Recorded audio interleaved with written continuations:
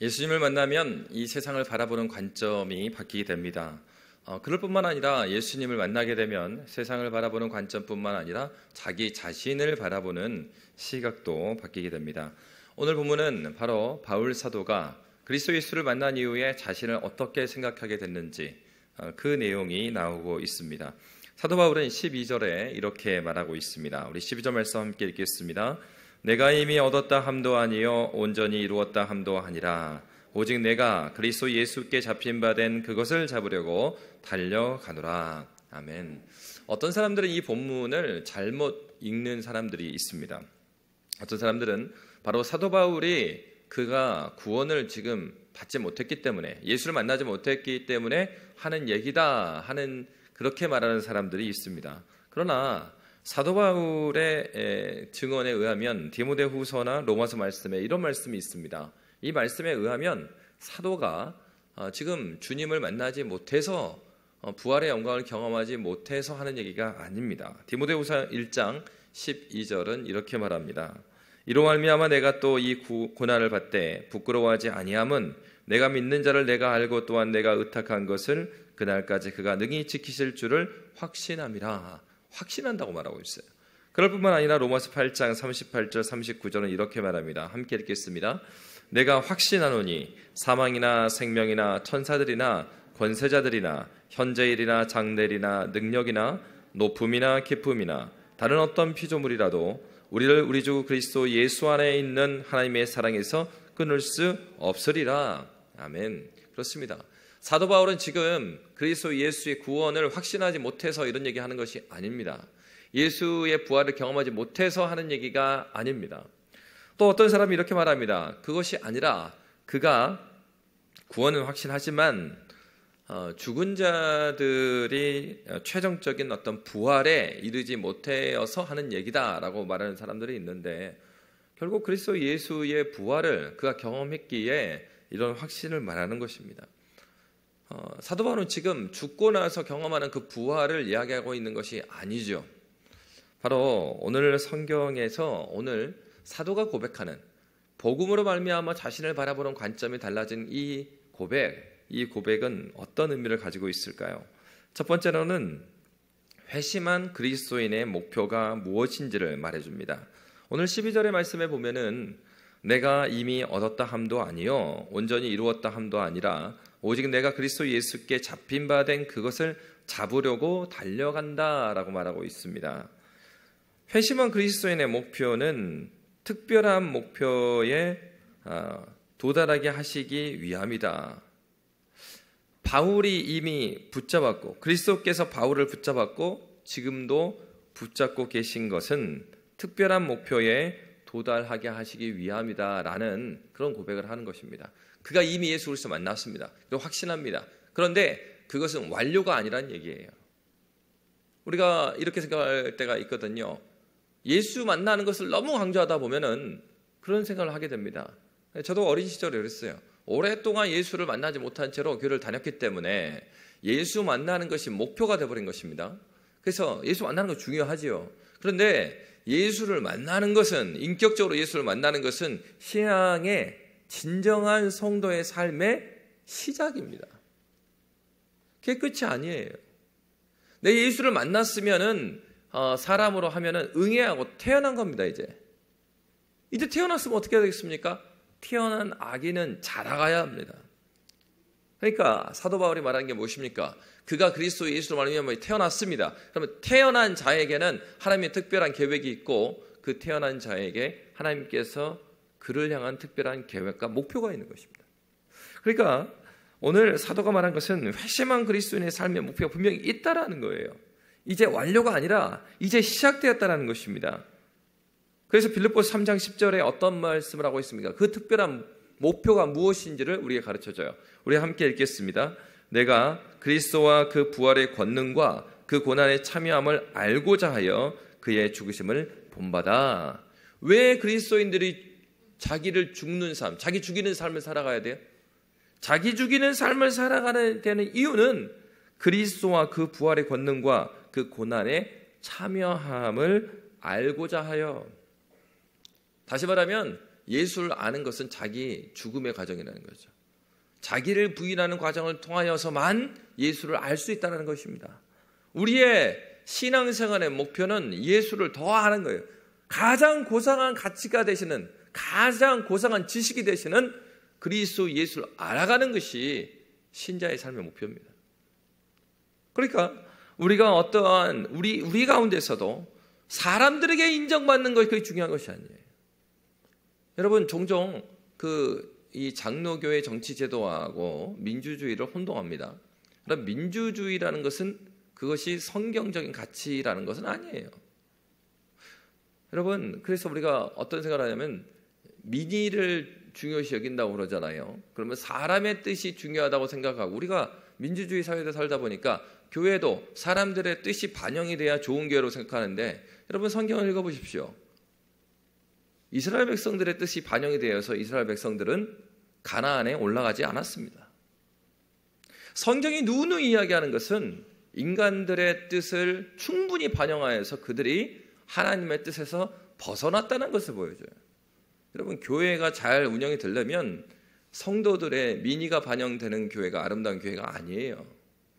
성경에서 보시면은 장로라는 단어를 한 번도 백성들의 의견을 하나님께 고하는 자라고 쓴 적이 없습니다.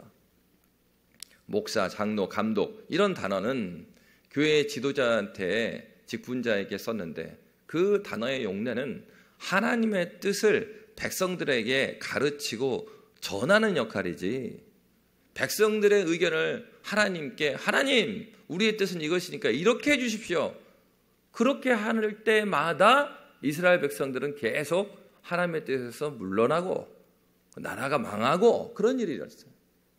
중요한 건 무엇입니까? 교회가 교회됨은 하나님 말씀 앞에 무릎을 꿇는 것입니다. 목사가 됐든 장로가 됐든 권사가 됐든 우리의 사명은 성도들로 하여금 하나님 말씀 앞에 무릎 꿇도록 안내해 주는 것이에요. 여러분, 교회가 사는 것은 바로 그것입니다. 바로 사도가 말하는 것이 무엇입니까?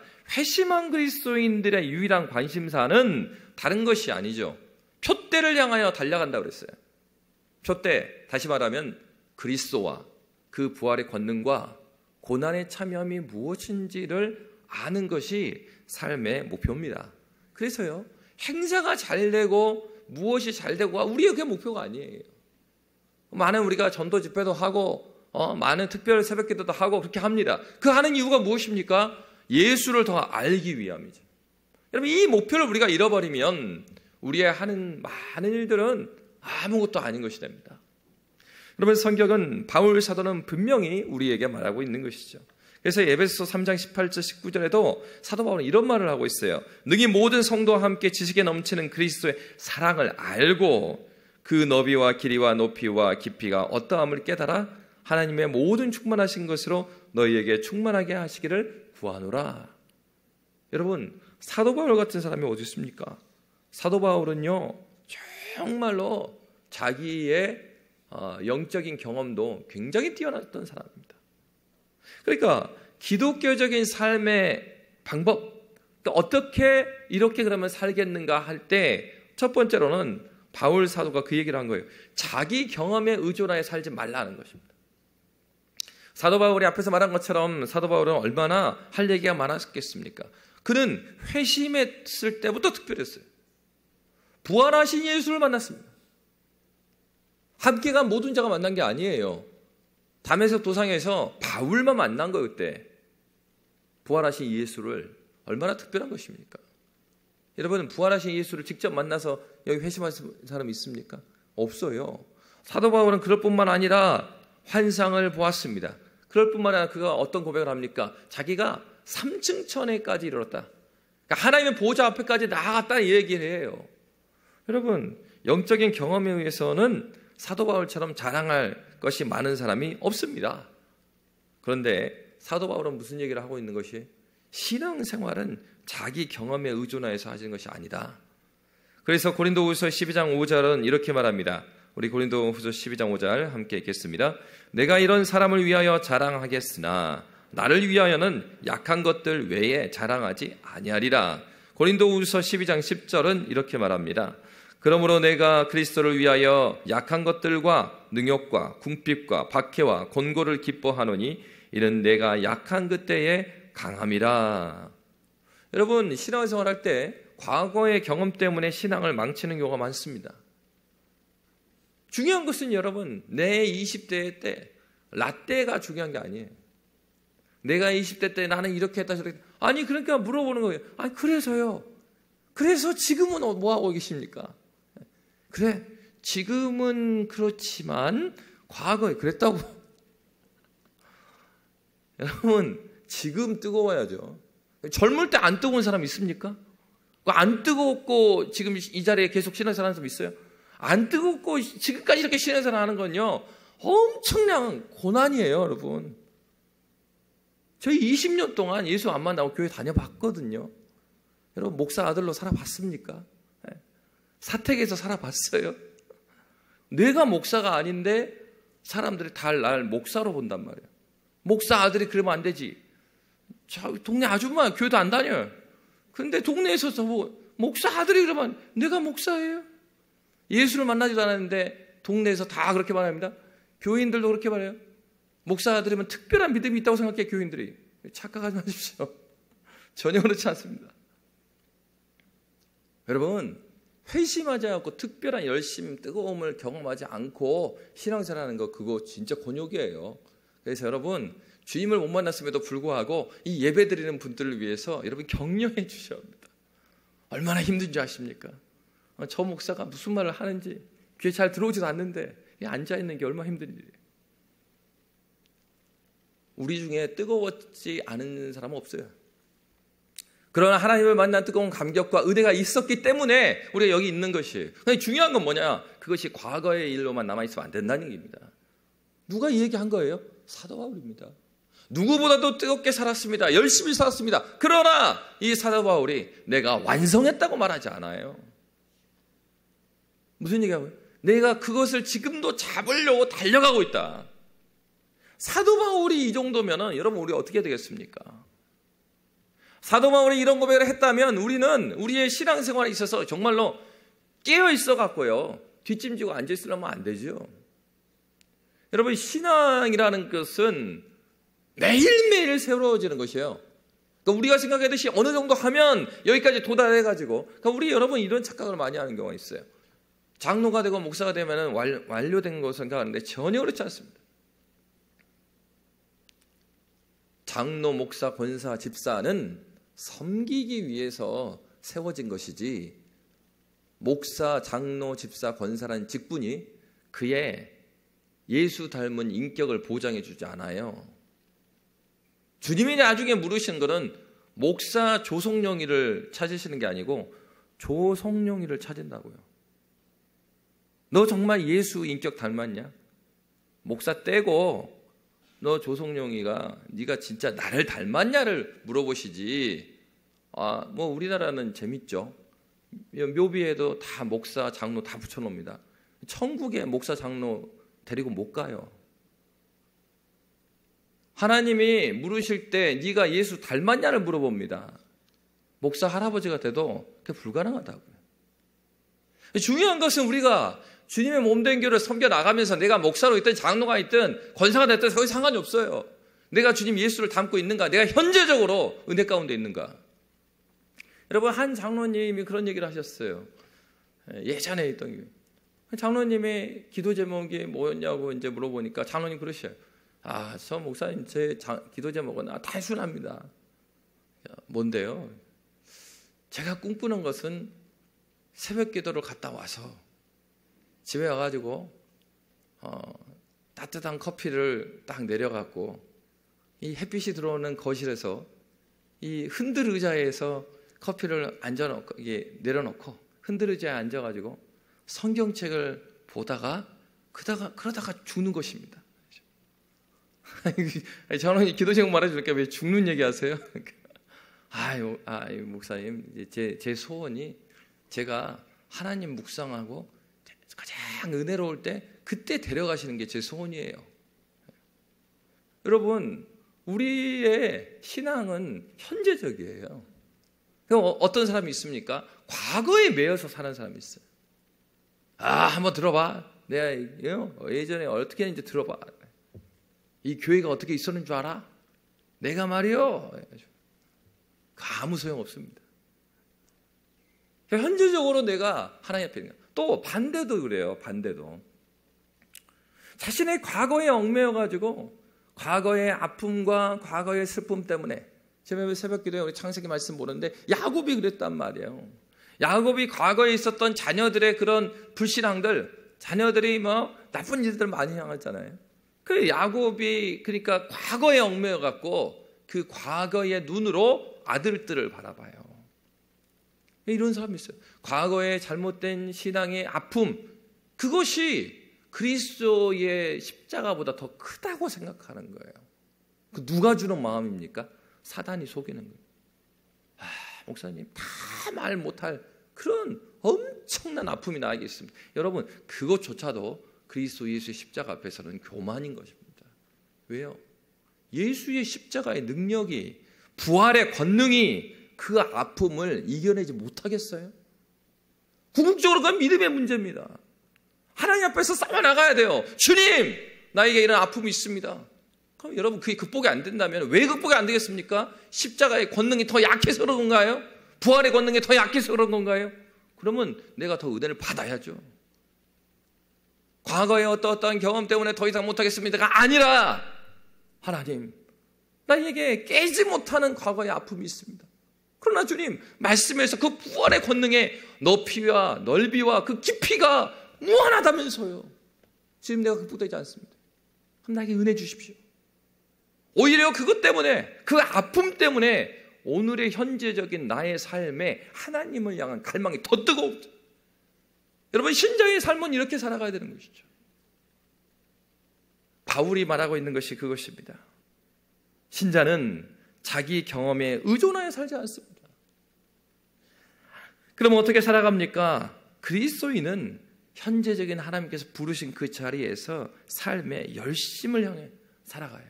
그래서 빌립보서 3장 12절 이렇게 말합니다. 내가 이미 얻었다 함도 아니요 온전히 이루었다 함도 아니라 오직 내가 그리스도 예수께 잡힌 바 된 그것을 잡으려고 어떻게 하고 있어요? 달려가고 있어요. 그 당시에 그 올림픽 경기가 당시에도 있었거든요. 그 운동 경기하는 사람이 비유한 거예요. 달려간다. 근데 사도 바울로 말하면 그 당시에 초대교회 당시에 사도 바울처럼 앞에 달려가는 사람이 누가 있습니까?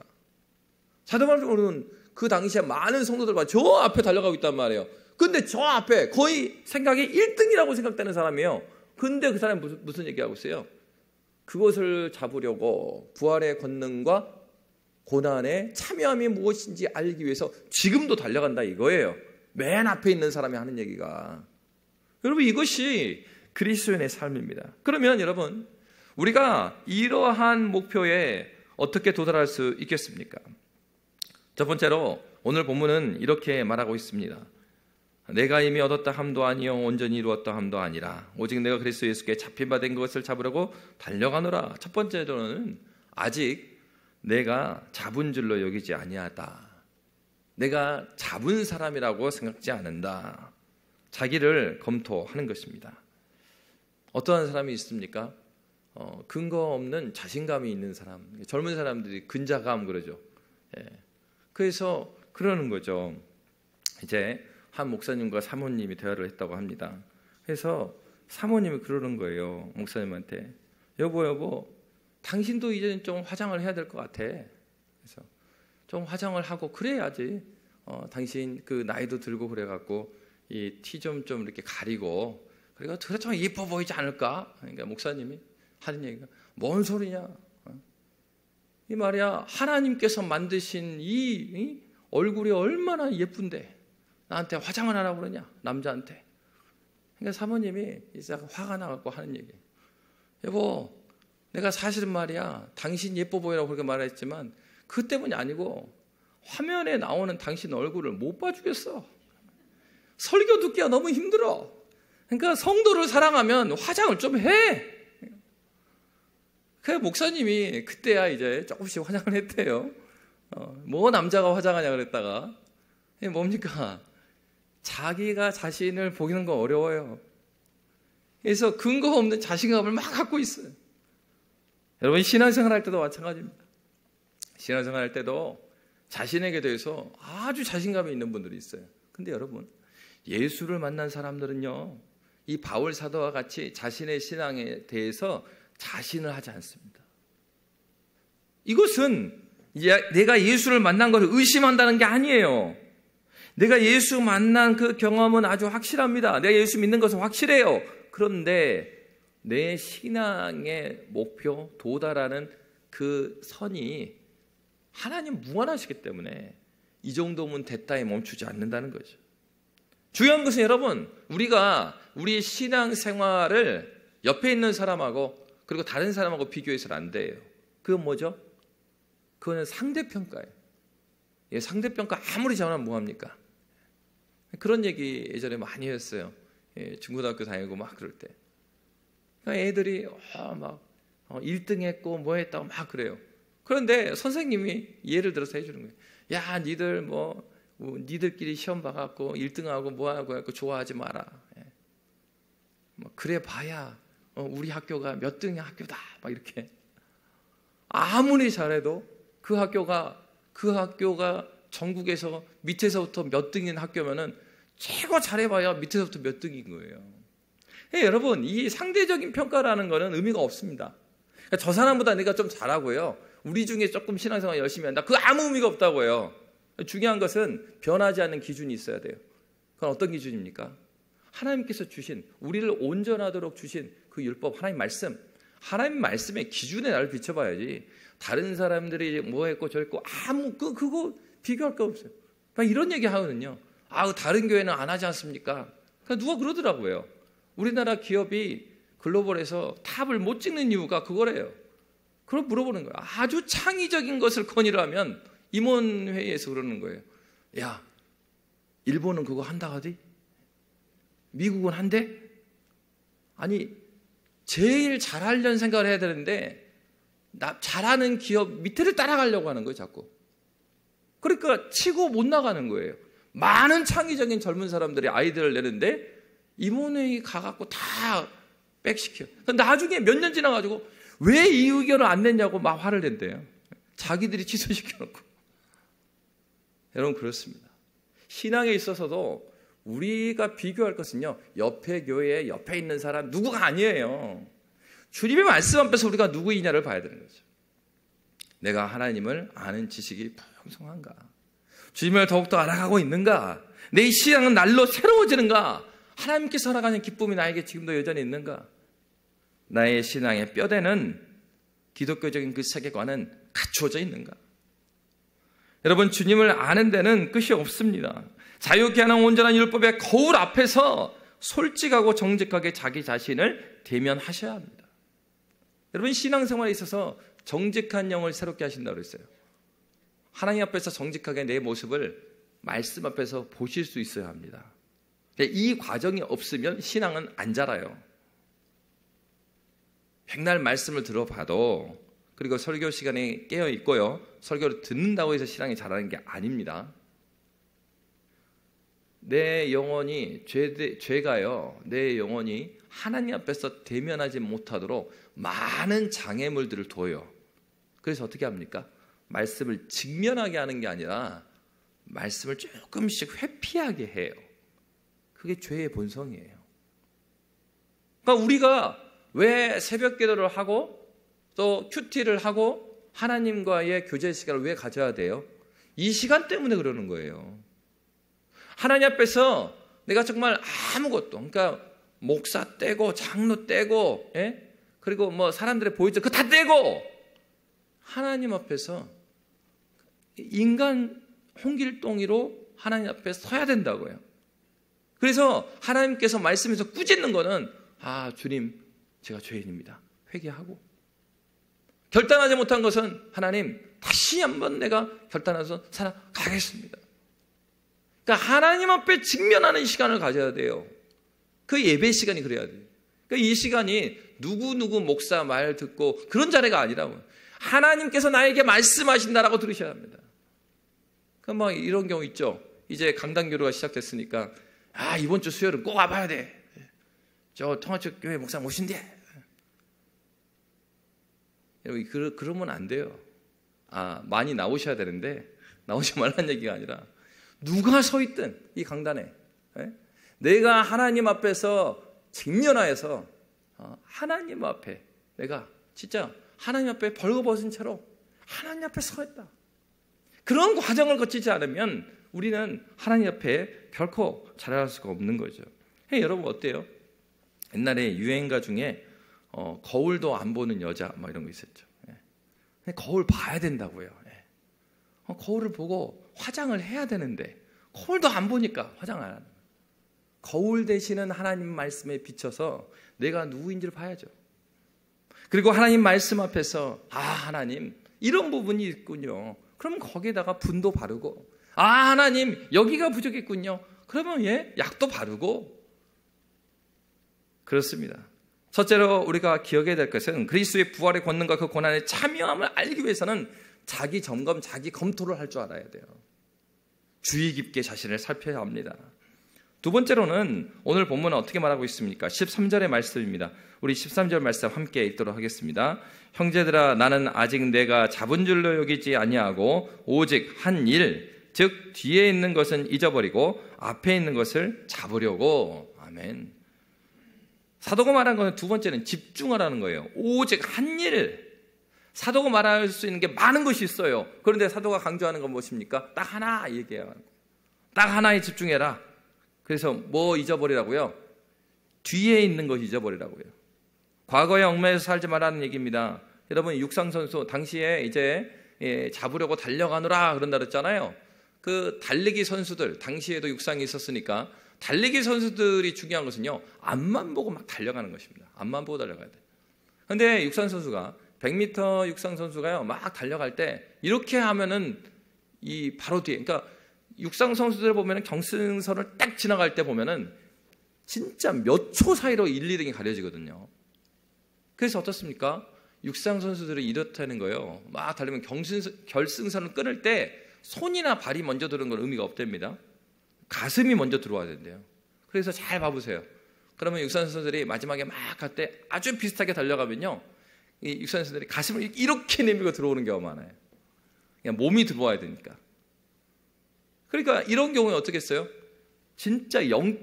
몇몇몇 초에 따라서 1, 2등이 막 결정되는데 막 달려가다가 뒤에 선수가 온다고 생각하고 뒤에 막 쳐다보는 요 순간에 이 짧은 순간에 속도가 늦어지는 거예요. 휑 치고 나가는 겁니다. 저도 뭐 달리기를 그렇게 잘한 건 아닌데 초등학교 때 그 육상 선수로 나갔었어요. 그러면요 달리기를 하잖아요. 그럼 되게 재밌습니다. 이게. 긴장돼 갖고 뭐 준비 차려갖고 총으로 빵 달려가거든요. 막 달려가면요 앞에 보고 막 달려갑니다.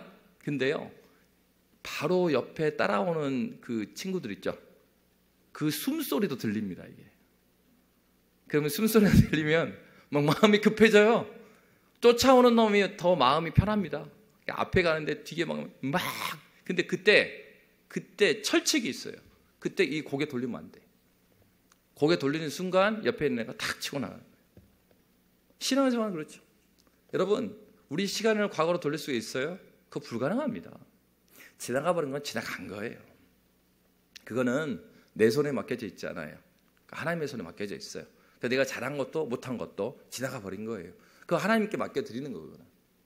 그리고 지금은 내가 봐야 되는 것은 지금 이 시작점에서부터 어디까지 왔는가를 볼 게 아니라 지금 얼마나 남았는가를 봐야 됩니다. 지금 결승선까지 어떻게 가야 될까를 고민해야 돼요. 그렇게 달려가는 거죠. 우리 신앙생활은 바로 그런 것입니다. 사도가 말한 것이 바로 그거죠. 뒤에 있는 것은 잊어버리고 뭐를 잡으려고요? 앞에 있는 것을 잡으려고. 그렇습니다. 신앙생활은 바로 이와 같습니다. 예전에 제가 한번 뉴질랜드에서 짧게 살았던 적이 있어요. 근데 뉴질랜드 가면 사람보다요 양이 더 많습니다. 그래서 한 번은 차를 타고 쭉 가는데 시골길에 갔는데요. 이 시골길에 이 양들이 길을 다 막고 있는 거예요. 양들이 이제 이렇게 길을 지나가고 있습니다. 그러니까 이제 차들이 줄줄이 서 있는 거죠. 못 가고. 그러니까 그때 참 재밌더라고요. 이 목동이 이제 뭐라고 해요. 그러니까 목동에 딱 신호를 보내니까 거기에 있는 개들이 있어요. 양을 치는 개들이 있어요. 개들이 막 뛰어다닙니다. 그러면서 막 짖어요. 뭐라고 짖어? 그러니까 양들이요, 거기에 따라서 막 길을 비깁니다. 근데 그때 재밌는 장면을 봤어요. 옆에 있던 집에 이 조그만 테리어 강아지가 하나 있었어요. 이 개들이 막 뛰어오니까 이 조그만 개들이 막 짖어요. 아주 심하게 짖어요. 막 짖어요. 근데 그때 보니까 그 양을 치는 개들이요, 셰퍼드라고 그러잖아요. 우리로 하면 세파트 이런 거. 얘네들이 막 뛰어가니까 걔네들은요, 이 조그만 개가 짖는 거에 아무 관심이 없습니다. 이 셰퍼드들의 목적은 지금 양들을 빨리 길에서 치우는 거예요. 이 개들도 그런 목표에 따라서 막 뛰어가니까 옆에서 뭘 짖든지 어떤 사람들이 빵빵 대든지 아무 관심이 없습니다. 이 개들의 중심은 양떼들을 한쪽으로 다 모는 거예요. 이와 같죠. 신앙생활은 바로 그런 것입니다. 옆에 사람이 뭘 하든지 옆에 사람이 뭘 하든지, 아니요, 그거는 하나님께서 관심 가지실 영역이고 나는 내 길을 가면 돼요. 하나님께서 보내주신 자리에 성실하게 그 길을 걸어가면 됩니다. 때로는 오해도 합니다. 때로는 사람들이 알아주지 않기도 합니다. 여러분, 요셉의 삶이 그러지 않았습니까? 누가 알아줬어요? 오해만 해갖고 감옥에 들어갔지? 그럼에도 불구하고 하나님께서 때가 되시니까 하나님의 때에 하나님께서 그의 신실함과 성실함을 보시고 하나님께서 하나님의 때에 요셉을 높이셨습니다. 여러분, 신자의 삶은 그런 것이죠. 바로 오직 한 가지 일입니다. 앞에 있는 것을 향해 달려가는 그리스도인의 그 특징이 무엇입니까? 그리스도인의 그런 특징을 보면 규칙적이고요, 지속적입니다. 다시 말하면요, 굉장히 반복적이에요. 이걸 다시 말하면 어떤 면에서는 굉장히 지루해 보이는 일상을 살아가는 겁니다. 그러나 신앙이 없는 사람이 볼 때 그건 굉장히 지루한 것이고요, 신앙의 사람은 매일매일을 성실하게 살아갑니다. 그 시간이 되면 그 사람이 나타나는 거예요. 그 시간이, 그때가 되면 그 일을 하고 있는 거예요. 누가 시키지 않았어요. 그럼에도 불구하고 하나님께서 불러주시는 자리가 어디인지를 알고 누가 시켜서가 아니라 그때가 되면 그 일을 반복적으로 꾸준히 지속적으로 하고 있습니다. 여러분, 신앙은요, 예배를 잘 드리면 막 생겨나는 것이 아니고 잘 드린 예배 가운데 주신 은혜를 가지고 나의 삶을 성실하게 하나하나 살아갈 때, 바울 사도는 뭐라고 말했습니까? 우리가 무엇을 하든지 무엇을 위해서 살으라고요? 무엇을 위해서 하라고요? 하나님의 영광을 위해서 하라고 그랬어요. 그럼 하나님의 영광을 위해서 사는 삶은 어떻게 이루어집니까? 영광이라는 단어 자체가 신학자들도 정의를 못 내렸어요. 하나님의 하나님 되심인데, 하나님의 영광을 드러내는 삶인데, 그럼 구체적으로 우리의 삶에서는 어떠한 삶이 하나님의 영광을 위해 사는 것인가? 가톨릭은 이렇게 생각했습니다. 성직자들이 하나님께 더 영광스럽다고 봤어요. 그러니까 성직자라고 이름을 붙여놓은 이유가 거룩한 거예요, 성직자들은. 그리고 평신도라는 이름을 붙여갖고 성도들의 삶은 덜 거룩한 거예요. 그러니까 이 직분자와 직분이 아닌 자들을 나눴어요, 가톨릭은. 그러나 성경은 그렇게 보고 있지 않아요. 내가 거룩하니 너희도 거룩하다. 그 거룩이라는 것은요, 어디에서 이루어집니까?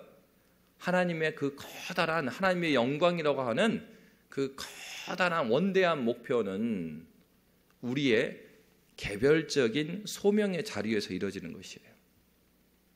여러분, 개별적인 부르심이 어디입니까? 선생님은 학교죠. 학생들, 학교입니다. 직장인은요, 직장이에요. 하나님께서 주신 은혜 가운데 하나님께서 부르신 그 자리, 그 소명의 자리죠. 부르신 자리에서 무엇을 할 때? 사명을 감당할 때요. 그 여러분 직장을 가서 그러지 않습니까? 직장 생활은요, 모두 똑같습니다. 목사도 마찬가지예요. 매일매일이 대부분 똑같습니다. 새벽 기도 몇 번 하고 이렇게 신방 몇 번 했더니 또 주일 됐어요. 결혼식 가고 뭐 하고 했더니 또 주일 됐어요. 반복의 일상입니다. 그런데 중요한 건 이 반복의 일상이 중요한 거예요. 신앙의 성장은 다른 곳이 아닙니다. 예배 가운데 깨닫게 하시는 주의 말씀을 붙들고 나를 보내신 그 삶의 현장에서 매일매일 지속적이죠. 규칙적이죠. 반복적입니다. 그러나 그 반복이 아무런 생각 없는 반복으로 살아가서는 우리가 그리스도 예수의 부활의 권능과 그리고 고난에 동참할 수 없어요. 매일매일의 삶 가운데서 함께 하시는 하나님의 은혜를 간절히 구하고 그러한 삶에 있어서는 매일의 반복되는 일상이 반복되는 것이 아니고 하나님을 새롭게 경험하는 그 자리가 되는 거죠. 하나님의 임재가 되는 그곳을 경험하는 것입니다. 바로 이것이 오직 한 일, 한 가지 일, 뒤에 있는 것을 잊어버리고 앞에 있는 것을 위해서 가는 거예요. 그러니 여러분 어떻습니까? 우리가 시간이 많은 것 같지만 바울서는 그래서 에베소 5장 16절에 세월을 아끼라 때가 악하니라고 그랬어요. 여러분 어느 시대도 그리스도인들이 이렇게 그리스도 예수를 알아가는데 도와준 시대는 없습니다. 세상은 우리로 하여금 세상에 적응하며 살게 합니다. 그렇기 때문에 사도는 무엇을 말했습니까? 바로 14절에서 이렇게 말합니다. 우리 빌립보서 3장 14절 말씀 함께 읽었으면 좋겠습니다. 함께 읽겠습니다. 둯대를 향하여 그리스도 예수 안에서 하나님이 위에서 부르신 부름의 상을 위하여 달려가노라. 아멘. 둯대를 향한 거예요. 우리의 삶의 목표는 그리스도를 아는 것입니다. 그 부르심의 상, 그게 무엇이겠습니까? 첫 번째로는 소명이에요. 구원으로 부르신 것 자체가 하나님이 주신 상이에요. 그러면 구원으로 부르신 자에게는 그냥 불렀어요? 아닙니다. 구원하신 목적이 있습니다. 그것이 사명이죠. 우리의 삶의 영역은 다 다릅니다. 그래서 어떻습니까? 깔뱅 선생은 우리의 부르심은, 우리의 소명은, 가톨릭은 어떻게 가르쳤냐? 소명은 누구한테만 있어요? 성직자에게만 있는 것으로 그렇게 가르쳤어요. 그러나 그렇지 않습니다. 하나님은 우리 모두를 부르셨어요. 하나님의 부르심에는 후회하심이 없습니다. 그렇기 때문에 그리스도인들의 이 부르심의 소명은 어떻게 드러나요? 청지기 의식으로 드러나는데 그것은 바로 직종애로의 소명이다. 여러분의 직종 가운데서, 여러분의 일하는 현장 가운데서 여러분이 부르심 받은 자인지 그렇지 않은지가 드러난다고 그랬어요. 여러분, 여러분의 삶의 현장에서 하나님의 임재를 경험하고 계십니까? 부활의 권능을 경험하고 계십니까? 고난에 동참하고 계십니까?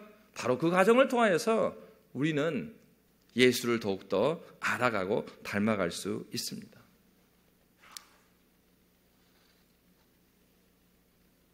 에나 모리 로버트슨 모지스라는 할머니가 계십니다. 이제 돌아가셨는데 그분이 1860년에 태어났대요. 그래서 10대 때는 가정부일을 하다가 남편을 만났습니다. 그래서 농장에서 농장 생활을 시작했대요. 10명의 자녀를 출산했는데 그중에 5명이 다 죽었습니다. 평생 그렇게 살았어요. 그런데 집에서 특별하게 농장에서 할 일이 없잖아요. 그러니까 자수를 계속했다고 합니다. 근데 나이가 드시니까 이제 안 보이기 시작해요. 그래서 그분이 그림을 그리기 시작했어요. 그 나이가 몇 살이냐면 76세 때부터. 76세 때부터 이 할머니가 그림을 그리기 시작했습니다. 근데 그 시기에 그림을 그리다 보니까 어떤 수집가가 그림을 그린 수집하는 수집가가 이 할머니의 작품을 보고서 그 작품을 이제 세상에 공개하게 됐습니다. 그래가지고요, 이 할머니가 76세부터 그림을 그려갖고 88세에 미국의 올해의 젊은 여성으로 선정됐어요. 88세인데 올해의 젊은 여성이었어요. 그리고 93세에는 타임지의 표지에 나오게 됩니다. 이 할머니가 76세부터 그림을 그리기 시작해서 101살에 이제 죽으셨는데 1600여 점의 작품을 남겼대요. 여러분, 신앙생활은 이와 같습니다. 우리는 끝난 신앙생활을 한 것이 아니고요, 지금 이미 시작되어서 그것을 완성으로 가고 있습니다. 우리 가운데 충분한 것은 없어요. 우리는 그렇게 생각합니다.